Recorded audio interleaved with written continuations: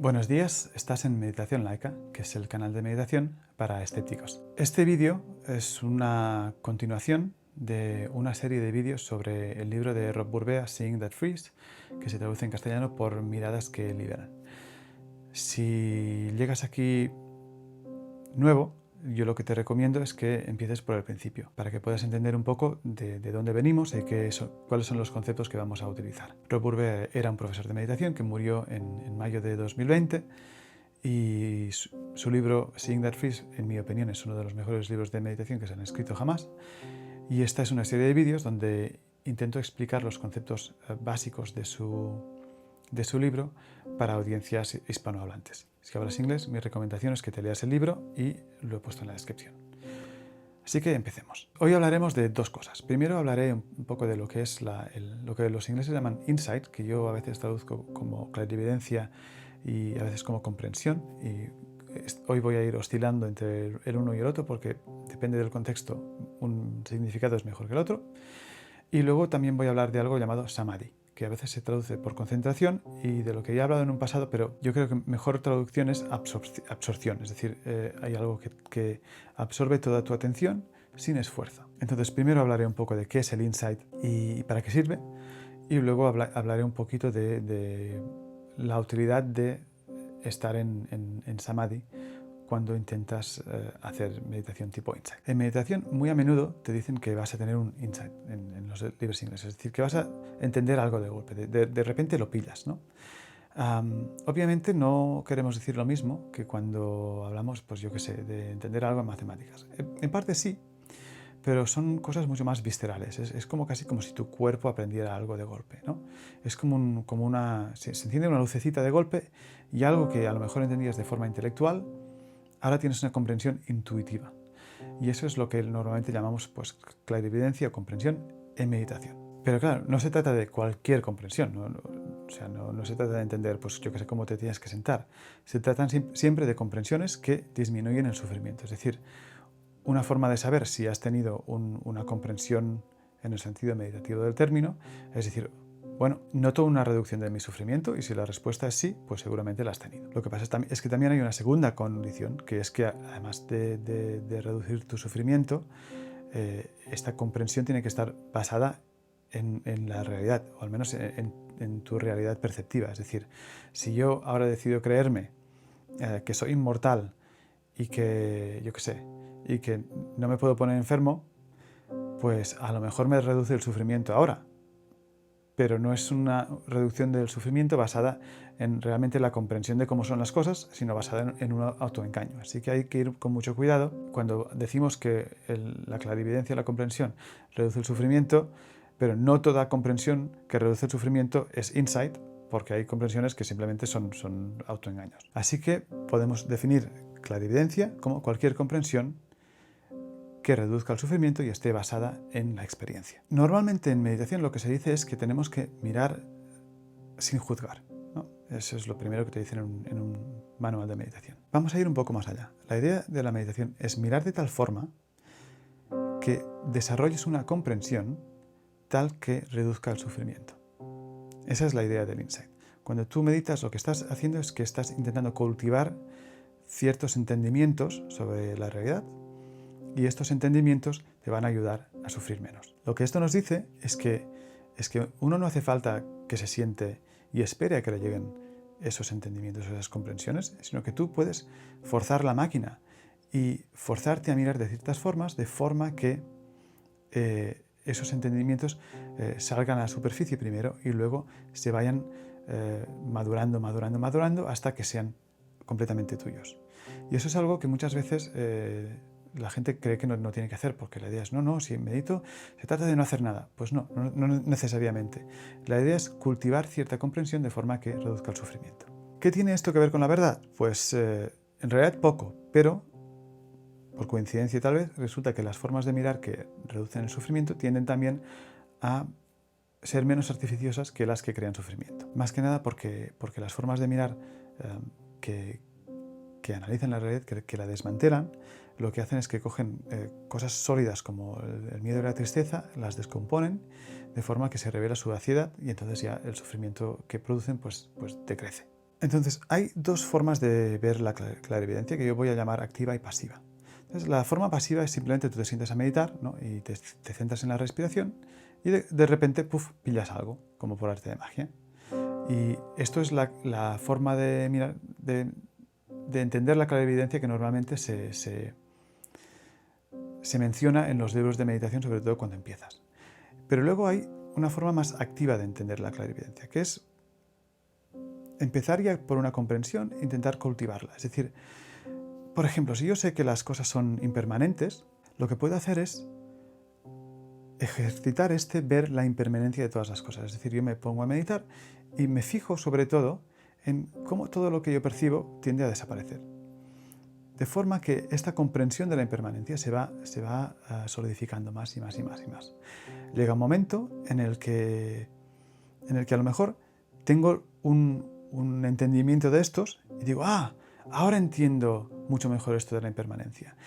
Pero lo que pasa es que si solo tienes la bombillita un día, es muy posible que se te vaya. Entonces, ¿qué hay que hacer? Pues el día siguiente coges esta idea que se te ocurrió, esta bombillita, y también la usas como forma de mirar. Vas practicando para solidificar más y más y más y más esa comprensión de la impermanencia. Y de esta forma puedes ir entendiendo cada vez mejor todos los aspectos de los que uno habla, como las 3 características, el origen dependiente, la vaciedad y todo esto. Es decir, no tienes por qué esperar a que pasivamente estos entendimientos te lleguen, puedes activamente buscarlos. De hecho, y esto no está en el libro, pero yo soy profesor y una de las cosas que uno aprende es algo que se llama la teoría de la carga mental. La idea básica es que una persona normal en su memoria a corto plazo puede tener solo entre 4 y 7 conceptos. Y eso quiere decir que si intentas poner más, te saturas y te cansas y no eres capaz de entender nada. Entonces, si piensas, por ejemplo, en un día que estabas en clase y te sentías que no entendías nada, pues seguramente es que tenías demasiados conceptos en tu memoria a corto plazo. Es decir, cuando un profesor introduce demasiados conceptos a la vez y luego los tienes que mezclar y hacer algo con ellos, son tantas cosas que tienes que mantener en tu memoria a corto plazo a la vez que te saturas y no puedes con ello. Entonces, ¿cómo se soluciona eso? Bueno, pues resulta que lo que es la memoria a largo plazo, ahí uno puede tener tantos conceptos como quiera y además no ocupan espacio. Con lo cual, lo que realmente queremos hacer en educación es coger esta memoria a corto plazo e ir afianzándola para lograr que se transforme en memoria a largo plazo. Es decir, son cosas que entiendes tan bien, estás tan familiarizado con ellas, que no tienes ni que pensar, ¿no? O sea, si yo digo tomate, tú piensas en una fruta roja, pero si yo digo electrón, pues aquí era un electrón y te cuesta un esfuerzo. Entonces, si tú, por ejemplo, pon que te cuesta mucho las matemáticas, la idea es que afiances muy bien ciertos automatismos de forma que cuando pones más encima te cuesta mucho menos porque no tienes que estar pensando en todo lo otro que ya has automatizado. Y meditación es un poco lo mismo. Tú tienes un nuevo entendimiento, ¿qué tienes que hacer? Ejercitarlo hasta que se pone en tu memoria a largo plazo, de forma que ya deja de ocupar espacio y es simplemente algo que haces automáticamente. Un poco como ir en bici. Y de esta forma puedes ir acumulando más y más y más entendimientos, de forma que tu comprensión de tu realidad sensible vaya mejorando constantemente. Esta es un poco la idea. Lo que te acabo de decir a lo mejor choca un poco con otras visiones de la meditación donde te dicen, no, lo que tienes que hacer es simplemente ser. Te estoy diciendo que hagas cosas, ¿no? No que seas, sino que hagas. Pero como veremos en los vídeos que vienen luego, la idea es que por muy sutil que sea la percepción, por muy básica que parezca, si tienes una percepción, estás haciendo algo. Es decir, la única forma de no hacer nada es si no hay percepción alguna, que es lo que algunos llaman el nirvana o la inconsciencia más absoluta. Pero si tienes una percepción, la estás construyendo tú, la está construyendo tu cerebro, con lo cual estás haciendo algo. Es decir, que parece que hay una dicotomía entre ser y hacer, pero realmente no existe esta dicotomía, porque cuando eres, estás haciendo, y cuando haces, estás siendo. Y, por tanto, separar estos dos conceptos no funciona realmente. De hecho, esto introduce una dualidad Y como sabes, cuando meditamos lo que queremos es un poco ir más allá de las dualidades, porque al final las dualidades nunca se aguantan una vez las inspeccionas con un poquito de análisis fino. Entonces, como ves, lo que queremos hacer es usar la clarividencia como forma de mirar. Es decir, yo me pongo a mirar de forma que entienda mejor la impermanencia, que entienda mejor el no-yo, por ejemplo. Hay muchas otras formas de mirar y cada forma de mirar está constituida pues, por una serie de suposiciones, de creencias que uno tiene, de predisposiciones, etc. Y la idea es que cuando meditas tendrías que ser muy consciente de qué forma de mirar estás usando y cómo tiende a colorear la percepción esa forma de mirar.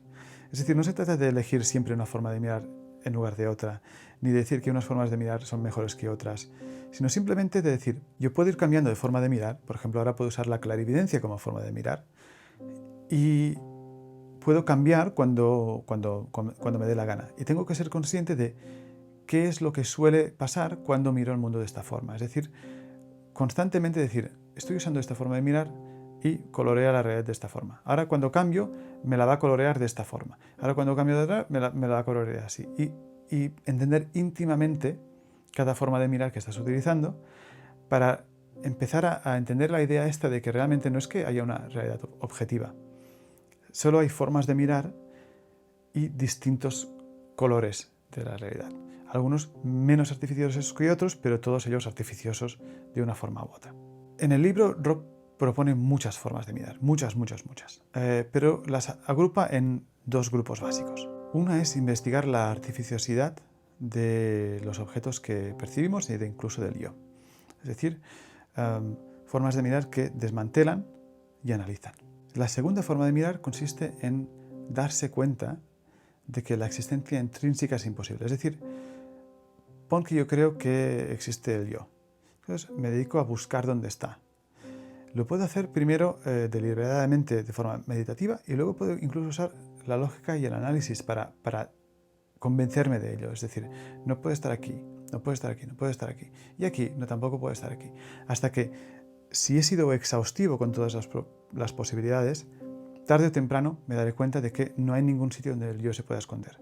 Y luego lo que puedo hacer es usar esta comprensión analítica y lógica e incorporarla en la meditación, cuando esté en un estado relajado de apertura. Es decir, que incluso la lógica y el análisis tienen cabida en meditación siempre que se hagan de forma que no sea solo algo racional, sino que intentemos interiorizar estas ideas de forma casi física. Para poder desarrollar realmente esta forma de mirar de la clarividencia, lo que hace falta es que nuestro cuerpo y nuestra mente realmente estén muy, no quiero decir callados, porque eso da la idea de que no puedes pensar, y sí que puedes pensar, pero que estén en un estado de mucha calma, ¿no?